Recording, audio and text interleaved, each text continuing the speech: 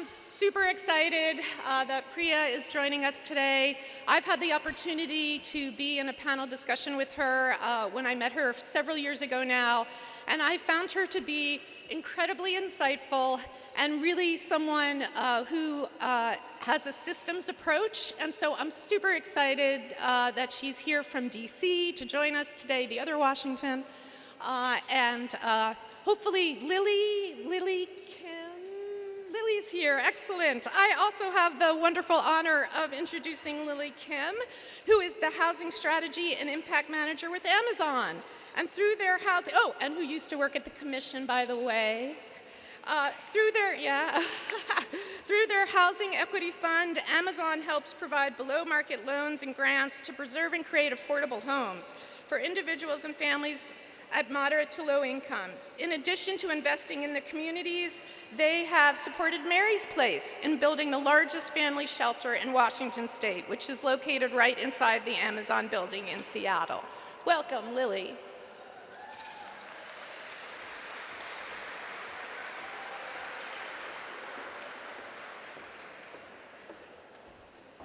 Thank you, Lisa. It's an honor to be here with y'all today. As Lisa said, I'm Lily Kim, and I'm with the Amazon Housing Equity Fund. As some of you may know, the Amazon Housing Equity Fund, or HEF, as we like to call it, is Amazon's $2 billion commitment to help create or preserve 20,000 affordable homes in our hometown communities, including Arlington, Virginia, the DC metro region, Nashville, Tennessee, and right here in the Puget Sound. To date, HEF has committed nearly $1.8 billion in funding to help create or preserve more than 14,800 homes across these three regions. A great many of these homes are located where they can create the greatest benefit for residents, such as near transit and employment centers. We expect these homes that we funded to date to support approximately 32,000 people, nearly a quarter of whom are children. And we're only able to do this work and drive these impacts in great part because of the partnerships that we've built across the public sector, the private sector, and with nonprofits like the National Housing Trust. We've worked with NHT supporting their efforts to create affordable housing where it's needed most. This includes support for NHT's development of 172 affordable homes adjacent to transit in the Congress Heights neighborhood of Washington, D.C. And most recently, we've partnered with NHT on a pilot project to help moderate-income residents in our hometown communities become homeowners.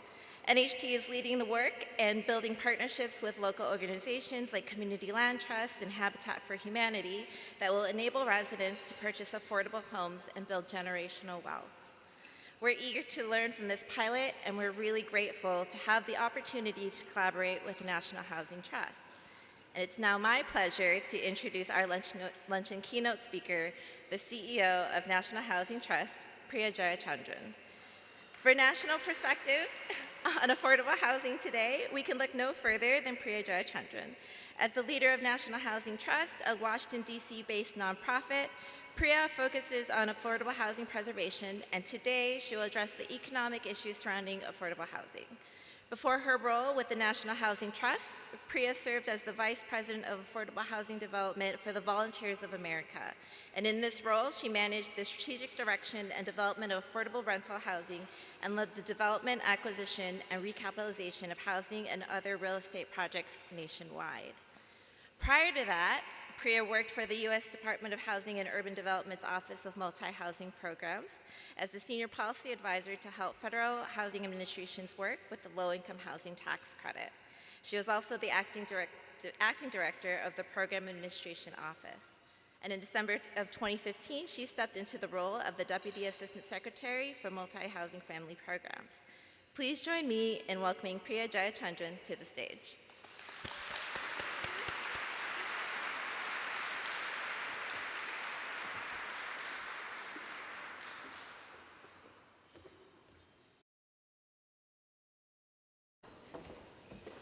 Good afternoon. As Lily mentioned, I'm Priya Jayachandran, and I have the pleasure of leading National Housing Trust. National Housing Trust is a nearly 40-year-old nonprofit based in DC, focused largely on preserving affordable housing. We started in the early 90s largely through advocacy And along the way, over the years, we've added real estate development and ownership, lending, resident services, energy solutions, and a whole host of other levers, because as I don't need to tell anyone in this room, really there's no one-size-fits-all for creating and preserving affordable housing. And what we've learned is that there are increasing complexity and increasing number of interventions to do what we all do.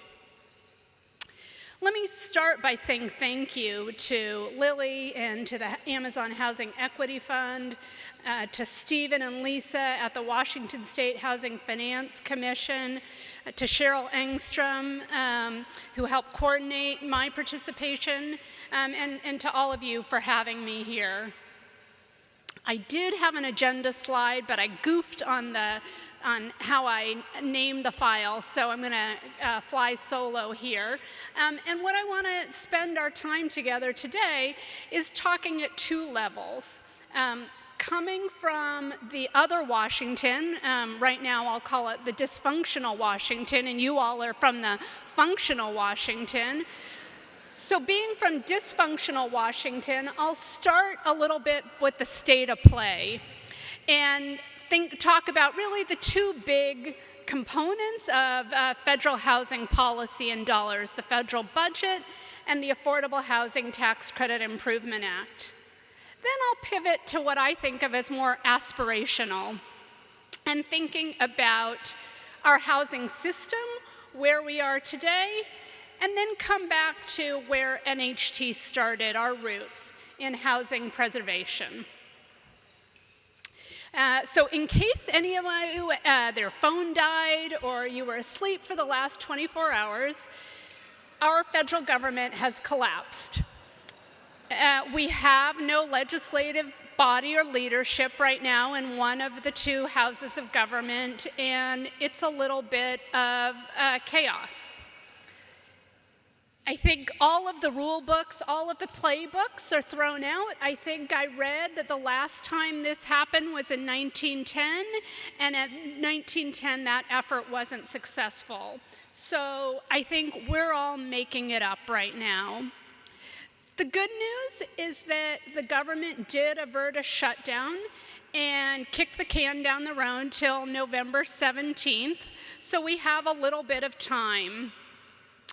And God willing, we will have a new Speaker of the House, hopefully in the next week or two, and we can resume budget negotiations and hopefully pass a budget by November 17th.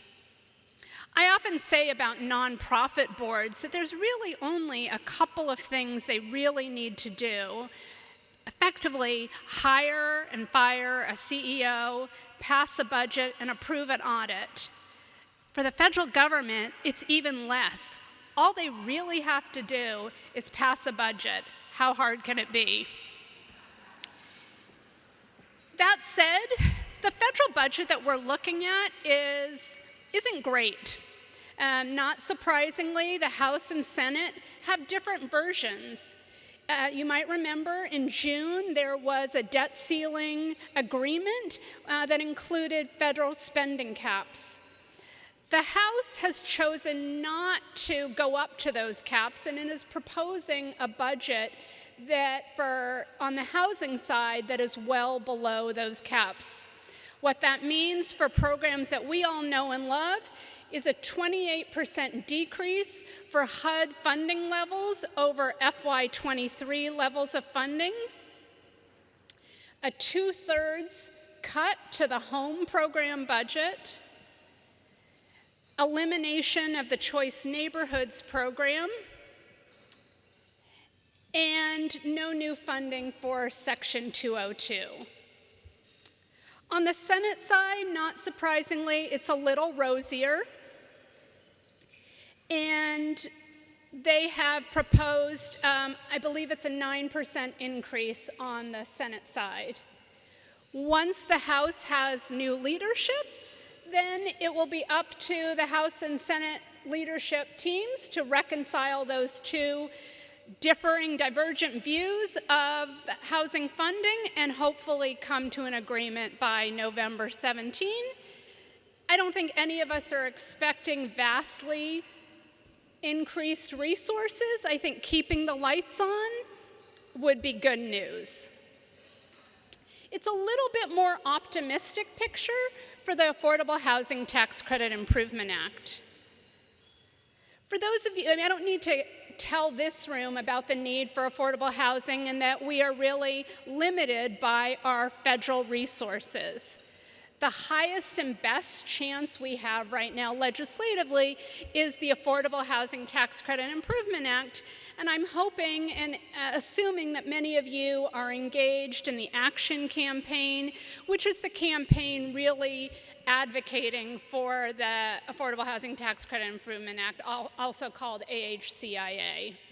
Here in Washington, in dysfunctional Washington, all of you in functional Washington are superheroes.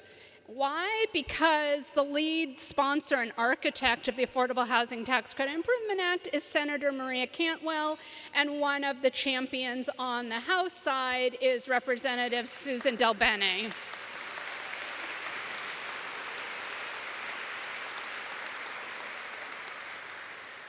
Both of these women really have been housing rock stars. They got it early. They've worked tirelessly over the last 10 years, and it really is gaining momentum. We are up to 172 House co-sponsors and 30 on the Senate side. So clearly, on the House side, about a third of the House, and on the Senate side, over half of the Senate as co-sponsors.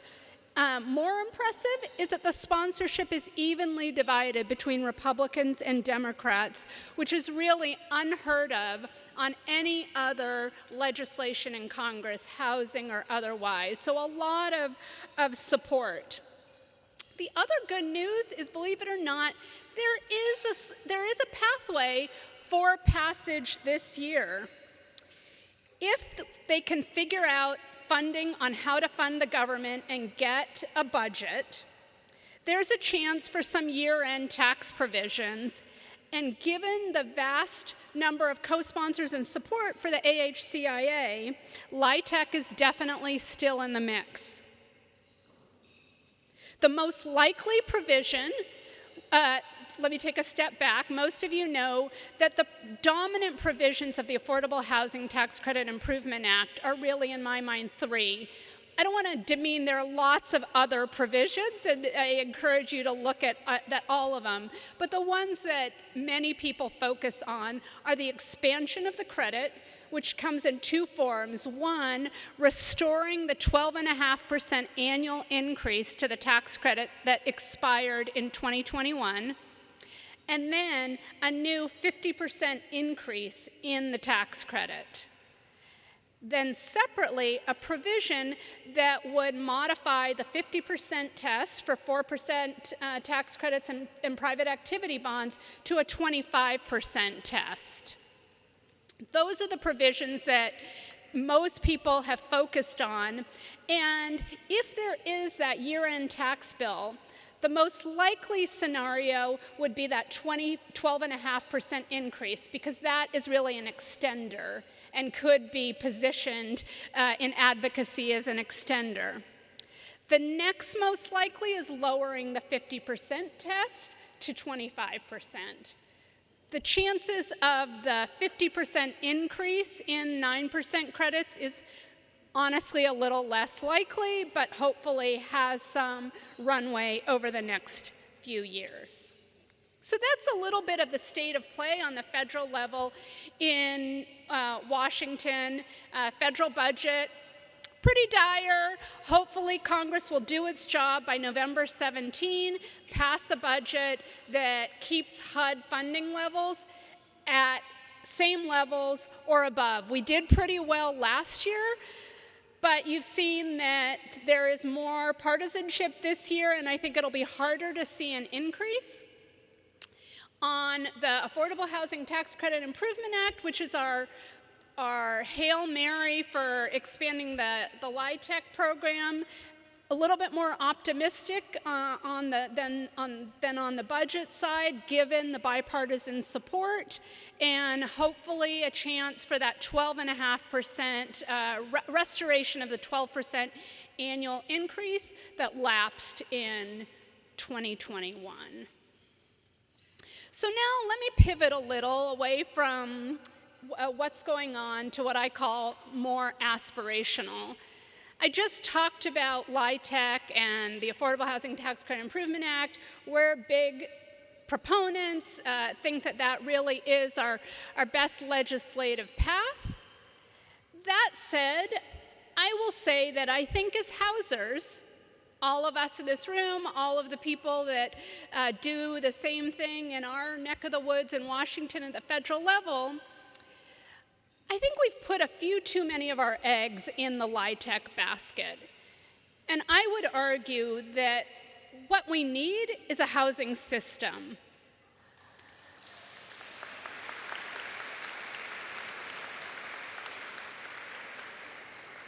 And right now, we have a housing point. And I think that LIHTC is a terrific program. It was also created in 1986. And project-based Section 8, which I used to run at HUD, was created in the early 1970s. The voucher program, similarly. What we're talking about are programs that at the youngest are 40-something years old. And I would argue that the LIHTC program was never designed to be a housing system. It was designed to be one component of a housing system, and instead it has become our entire housing system. And sometimes I fear that all of us are a little culprit in that. It is such a fragile environment, and LIHTC is such a fragile resource that we protect it very fervently, and we should. But I think we also need to acknowledge that it's not the end-all, be-all, and that we need other resources to complement it.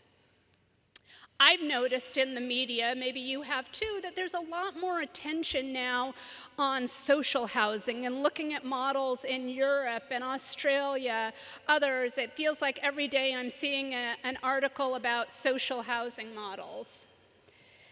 And what I've taken away from those articles, obviously there's a lot of context that's different, but the social housing, I've taken a couple takeaways, and one is that there is really a system. There are different entry points. There are things like what we would call public housing. There are voucher-type systems. There are housing that's similar to our LIHTC housing. There are community land trusts like Leah talked about this morning. There are limited equity programs, single-family home ownership, and multiple points of entry. And there's a spectrum, and all of it coordinates. And the idea is that we need to support people where they are. And right now, when we advocate as housers, and when we talk about rental housing policy and subsidy, we're really talking about three things: project-based Section 8, housing choice vouchers, and LIHTC. And what I'm saying is that I think we need more than that, and that all of us in this room need to be thinking more broadly about what would a housing system look like where LIHTC is one component of that. When we're thinking about LIHTC subsidizing 30, 40, 50% AMI, another program may be thinking about for people above 50, 60, 8% AMI. How do we think about unsubsidized housing, but doing some quality control of it? How do we think about pathways to home ownership? You know, Leah talked very powerfully this morning about home ownership. NHT, for most of our life, has been a rental organization. We started about rental housing. All of the housing that we have built to date is rental housing subsidized largely by the low-income housing tax credit. our resident services largely support our residents in LIHTC housing. And then about almost 15 years ago, we merged with a CDFI called ICE, the Institute of Community Economics, which was focused on community land trust lending, including to the Durham Community Land Trust that Leah also talked about. Back then, no one, including me, knew what a community land trust was, and we needed to be educated. But over the years, and particularly over the last 5 years, through the pandemic, through the murder of George Floyd, through burgeoning income inequality in this country, through the racial wealth gap that she talked about, we have seen the role of homeownership that can play. And thinking about, really, it's got to be a spectrum. With all due respect to LIHTC and rental housing, for the most part, it doesn't create wealth. And we cannot ignore any longer that reality when, as Leah talked about, Black homeownership rates are 60% of what white homeownership rates, and wealth is 5% of white wealth. No longer can we just continue to say, well, homeownership is for some people, but we need a rental policy and solution. Absolutely, we need rental housing. That's what I've spent my career and most of us in this room, but we can no longer ignore, and we really have to think about that spectrum. And that's why, with that Institute of Community Economics base, over the last few years, NHT has expanded our work in affordable homeownership. And as Lily mentioned, we are really excited 2 weeks ago to announce a new initiative that we're calling the Affordable Homeownership Initiative in partnership with Amazon. And our goal is to increase the supply of affordable homeownership opportunities, not to supplant rental housing, that's still most of what we do, but to create another pathway and another part of that housing system that we aspire to. And the goal really is to think about creating more supply of affordable homeownership. There are also lots of other homeownership interventions needed. Again, Leah talked about down payment assistance and the importance of that. Absolutely needed, and credit scoring. There's been a little bit of traction on down payment assistance where we come from in dysfunctional Washington, but in the DC, the city part, DC has a program called HPAP, which provides down payment assistance up to $200,000 per homeowner for a purchase. And lots of other jurisdictions around the country are passing similar measures. It's not everywhere and needs to be done. It needs to be expanded. But what we're finding and seeing is that one of the real limiting reagents in that chemistry of affordable homeownership is supply. We don't see a lot of developers, including ourselves, developing affordable homeownership. What you see are Toll Brothers and KB Homes and others developing market rate or often luxury homeownership opportunities that are not affordable. So what we came to Amazon with was a proposal to expand affordable homeownership, to try and prime the pump, understanding we still need to support the homeowners to buy, but we also need to prime the pump of affordable homeownership supply. And what I'm most excited about and really grateful to Amazon's partnership is that we're taking a holistic approach. And there are 3 components to the program. One is operating support for nonprofit affordable housing developers that are committed to perpetual affordability. And really excited that the first 2 recipients of the operating support were right here in Washington. And I want to say this right so I don't get it wrong. One is the Homestead CLT, and the other, the African Community Housing and Development Organization.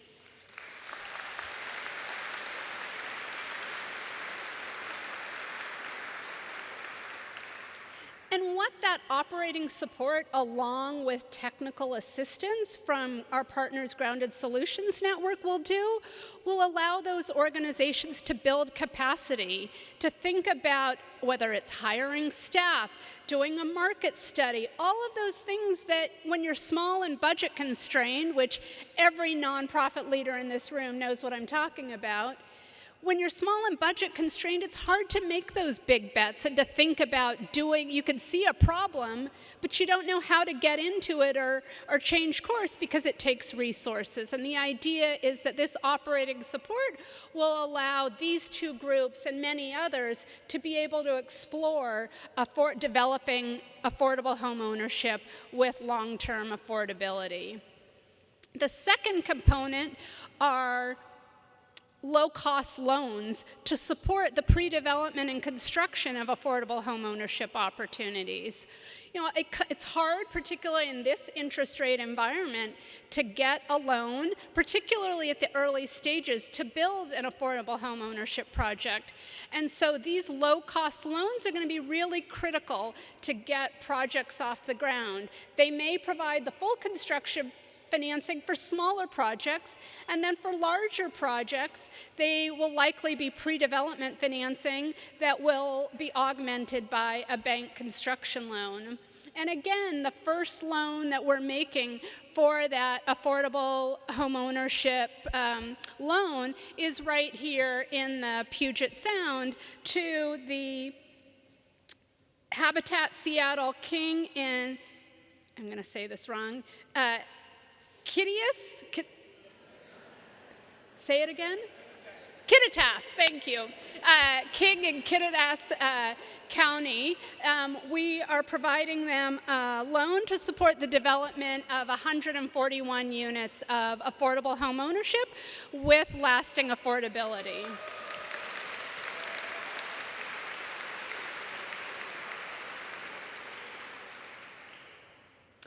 And then the third component is what we're calling impact grants. And those are grants to do deeper impact on some of these projects. Those grants we will do on a case-by-case basis to projects to, for example, for the sponsor to potentially provide that down payment assistance, or to do deeper income targeting, or to figure out how to do a more impactful project. But really seeing that it really takes a combination of operating support and capacity building, project level capital, low cost debt, and that impact grants in order to pull off one of these projects. And really the only requirement is lasting affordability. And that can come in the form of a community land trust, like Leah talked about. It could come with a long-term deed restriction. It could be a limited equity co-op. Really, the idea is to think about how can these new units be affordable for the long run. The common criticism of shared equity and lasting affordability is it depresses wealth creation. And it's absolutely true.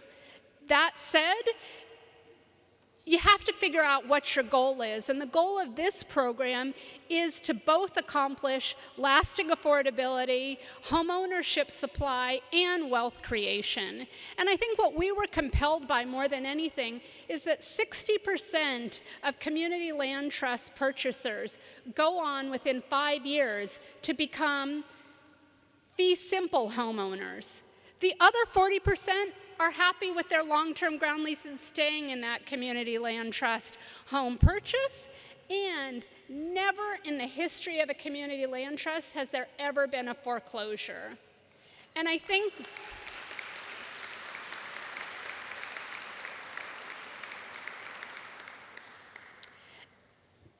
anyone who's a homeowner in this room knows that home ownership is expensive, and that community land trust and shared equity can be an entry point for someone to come in at an affordable price point and effectively also learn homeownership without all of the obligations. That having that community land trust to support you and share in that maintenance for a few years can be helpful. And with a 99-year ground lease and the opportunity to both build wealth and be in a community that is committed to long-term affordability is very attractive. I want to highlight that my three of my colleagues who work on the Affordable Housing Homeownership Initiative are with me here: Shalon Fraser, Callie Slepin, and Kuben Govender. If you're considering affordable home ownership, if you want to consider affordable home ownership, please talk to us, because we really want to encourage developers, including rental developers, to consider affordable home ownership. And I'm trying to do the same thing with our own rental development team back in Washington, D.C. All that said about home ownership, where I want to come back to is really where NHT started, and that's on affordable housing preservation. For those of you old enough, when we started in the 1990s, we housers used to talk about preservation with a capital P. I always thought that was dorky, like it was a way of keeping people out. You needed to speak our special language. But preservation with a capital P was really about navigating a morass of myriad affordability covenants and restrictions, and thinking about how do we maintain long-term affordability on rental housing. The good news is that I think more people now understand that. We've tried to demystify that. We were successful in a lot of our early efforts. Many of you in this room, and particularly your colleagues at Washington State Housing Finance Commission, are aware of the threats and risks in the qualified contract loophole and the right of first refusal challenges. I'm not going to argue that those are victories we've won, but there are a lot more people that are aware of those. There are so many of my colleagues back in DC. What we're doing are trying to educate people and create solutions to closing those loopholes and maintaining that long-term affordability for rental housing. Again, no victory laps yet, but I would say that that's no longer the frontier of preservation. Nor would I argue that the biggest challenge today in affordable housing, surprisingly, is affordable housing supply. I don't think it's zoning. I don't think it's construction costs. I don't think it's insurance. Of course, all of those remain problems, and probably we could crowdsource another 10 challenges to affordable housing. What I think is the biggest threat today to affordable housing preservation and to affordable housing are deteriorating property conditions. And those of you who are owners, I imagine, know what I'm talking about. The reality is that we have an aging, current, existing affordable housing stock and almost no way to invest resources to bring it up to speed. And if you don't know what I'm talking about, let me give you an example. We have a community that we own, National Housing Trust owns, in Washington, D.C., called Galen Terrace. Galen Terrace we preserved in 2005. Washington, D.C. has a model law called the Tenant Opportunity to Purchase Act. It's a pretty amazing law that gives tenants the right to match a bid on their property and own that property or assign the rights so that their property is preserved. Back in 2005, the owner of Galen Terrace had let the property deteriorate, conditions were bad, and they were looking to sell the property. The tenants exercised their TOPA rights and then selected NHT and our partner to purchase the building on their behalf. We used low-income housing tax credits and 4% bonds, and we invested $59,000 a unit per door in that. If you fast forward to 2023 dollars, $59,000 a unit is about $93,000 a door. Sounds like a lot, but the reality is that it wasn't enough. My point there is, I think that was systemic. I was a banker back then, and I can't tell you how many what I will call mod rehabs we did back then. Part of it were the cost limits in the LIHTC program. Part of it was lenders and investors. That's all they wanted to spend. But I would argue that that's a problem, and Lord knows NHT was culprit. Our starting point is the numbers. We don't look at what does the property need. We look at what can we afford. And I would argue sometimes if you start with what you need, there's a way to pay for it. You figure it out and you cobble it together. But so many of our communities around that time, like Galen Terrace, we did not enough rehab. It operated well for, call it 10, 15 years. Fast forward to 2023, Galen Terrace is in terrible condition. The roof is failing. We've had water penetration. We've had mold and mildew grow so that we've had units offline. We've had, obviously, the pandemic where all of us spent more time at home. More time at home, if you're a homeowner, as you've seen, means more wear and tear on your systems, on all of your walls. And we need to infuse serious capital into Galen Terrace.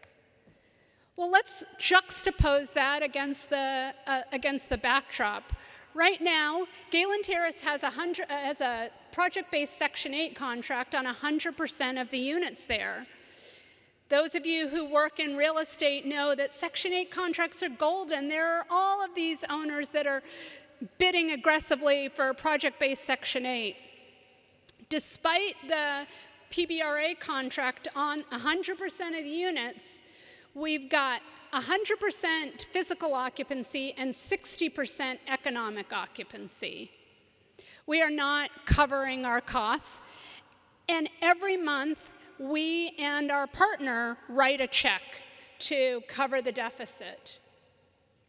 In Washington, D.C., like a lot of urban areas, we're struggling with rising crime, and residents want us to pay for security and add security to the building. We're doing that and paying for it ourselves. So you would argue, well, Priya, just recapitalize it, do something, refresh the units. With what resources? Washington, D.C., like so many places in the country, have prioritized new construction and homelessness. I'm not arguing we don't need new units, and homelessness is a problem, but as Governor Inslee said this morning, homelessness is a crisis of housing. There are drug implications and mental health implications, but first and foremost, it is a housing crisis. And right now we've created a system where we're competing against ourselves. We have to, it's like Sophie's Choice. You have to make these choices between, do you want new construction? Do you want to hold on to your housing? Do you want to solve homelessness? Wait a second, what I want is to do it all. We have to do it all. But right now, what's losing is preservation. Like here in the Puget Sound, 4% bonds aren't enough to pay for a renovation. We need gap financing. We need soft funds.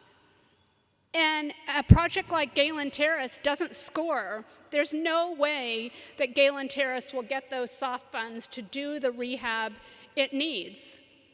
On top of that, all of you know that so many markets are out of volume cap. Even new construction projects aren't getting funded in DC. So Galen Terrace as a preservation project is unlikely to get funded. On top of that, we have rising interest rates. So at the prevailing 7.5% rates, there's not a whole lot that we can afford. And then you've got, of course, the pandemic stresses and the cash flow. I don't want to be up here just being negative Nancy. There are some positive signs. The Inflation Reduction Act, including the Green, Healthy, Resilient Homes Program, I always get the acronym wrong, for project-based Section 8 communities. The IRA has other resources through the Greenhouse Gas Reduction Fund.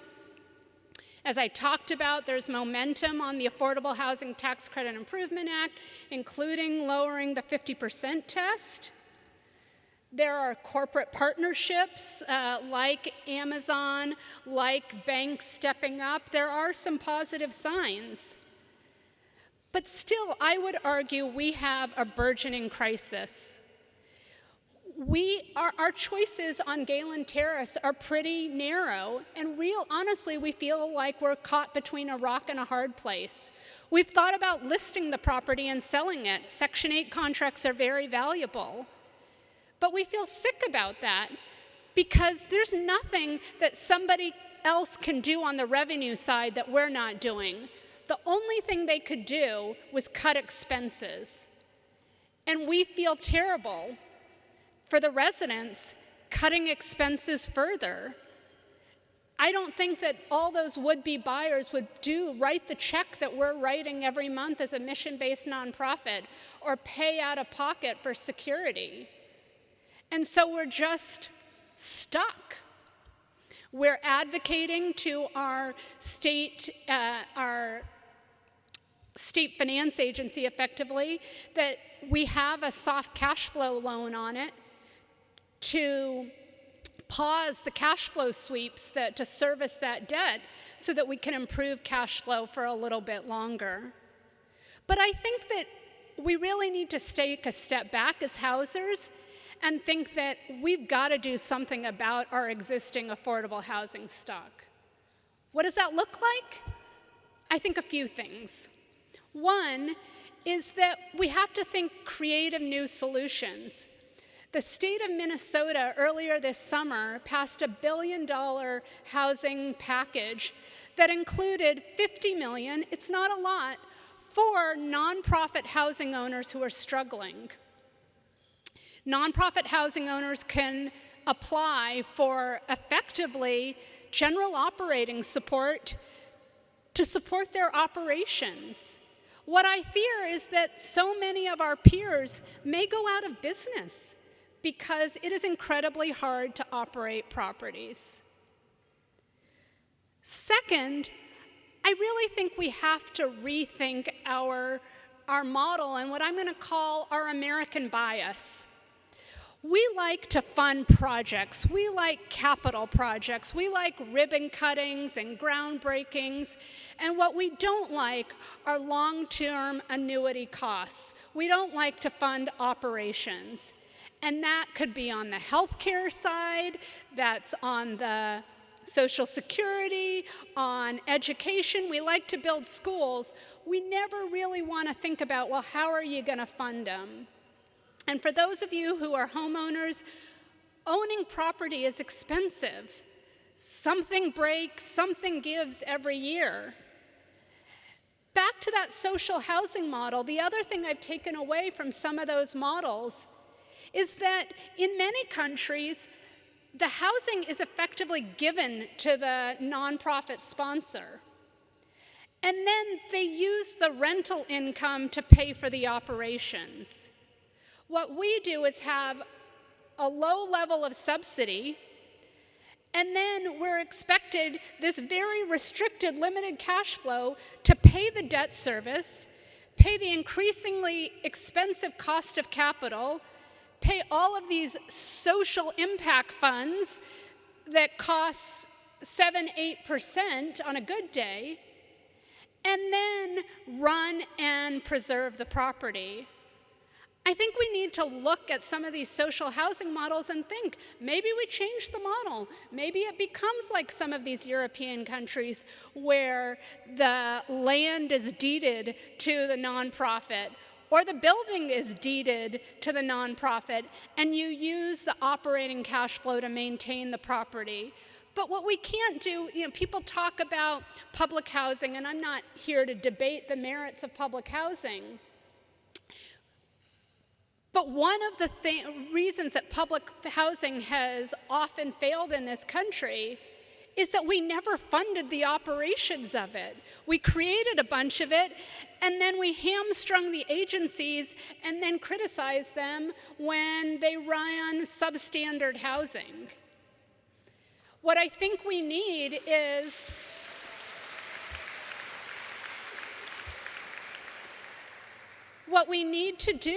think about how do people pay for and operate properties for the long run, because the current model is broken.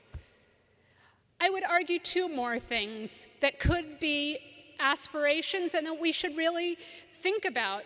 One is moving housing subsidy to the mandatory side of our federal budget ledger.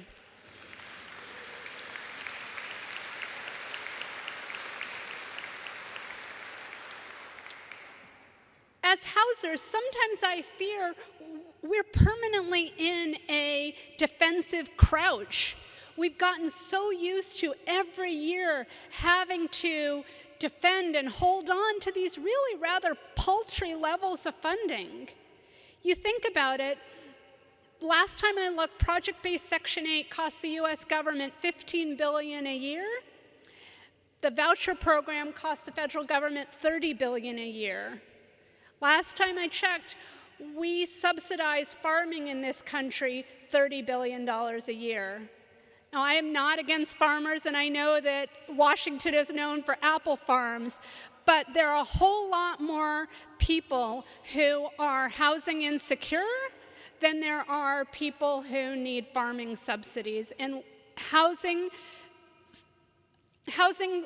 funding and federal funding is not a federal priority. Just take a look at the federal government and how much we pay for education, defense, transportation. Putting housing on the mandatory side could put us on a lot better footing. Do I think that it's possible? Yes. Do I think it's going to happen next year and the next 5 years? No. But I think that we need, just like on the social housing, we have to take a step back and think about brand new solutions, and nothing's off the table. And finally, back to preservation, NHT's roots, we have to think about dedicated funding for preservation, because the reality is that when you are competing against new supply, you're always going to lose. And I get it. We have to build. For many years we didn't build. No one is arguing. But we also have to maintain our housing stock. And the places that have most successfully been able to preserve their housing created dedicated preservation resources that are distinct, so that you're not cannibalizing, that people are thinking about one pool of money for preservation and another pool of money for new construction. And too often we've learned from our mistakes. California had this same issue of a general pool all going to new construction. We helped the County of San Diego create a dedicated preservation pool. Were they ahead of their time? No, this happened after they lost a very large affordable housing community, and there was community uproar because all of these residents were displaced and asked, what could we have done better? There were warning signs years before on the condition of the property, and the owner's designs and intentions to sell. We need to create dedicated preservation strategies and preservation funding sources. I promised I wasn't going to be negative Nancy, but instead I feel like I'm Debbie Downer. I do think it's an exciting time in housing. In my 30-year career, never before do I think that we are asking these big questions, taking a step back and saying, what should the system look like? For most of my career, I've been working in and around the low-income housing tax credit. Once again, let me be clear, I'm a fan of the program, but I think we're at the point that all of us really need to take a step back from the developer fee that we earn, that we survive off of, and say, what does the system need? And what the system needs, and more than anything, what the residents that we serve need, is a housing system that meets them where they are, and housing that is going to be decent, safe, and sanitary for the long run. Thank you.